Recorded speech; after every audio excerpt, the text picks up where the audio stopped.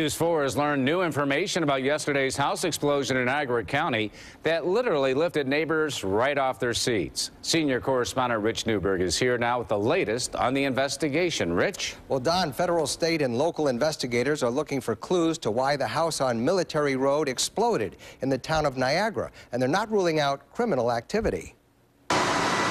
Investigators working with National Fuel have determined that natural gas was involved in the explosion that leveled a house and shook a neighborhood.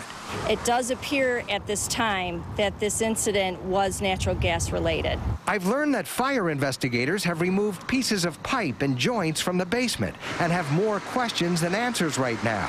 One of the main questions? How the natural gas was capable of filling up the building since the owner was in it the day before. The shock of the explosion had lifted some neighbors right off their seats and startled them. At first I thought a plane hit my building and knocked the wind out of me.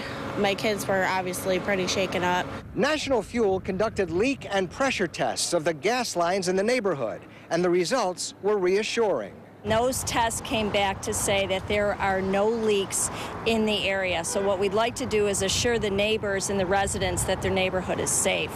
That comes as a relief to 15-year-old Jerry Posa, who went running from her grandmother's sub shop when the explosion occurred next door.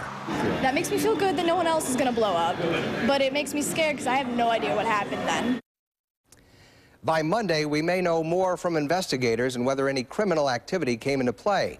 Meanwhile, National Fuel says if you smell gas, immediately leave the property, call 911, and then call the company's emergency hotline at 1-800-444-3130. Reporting live, Rich Newberg, News 4 at 5:30.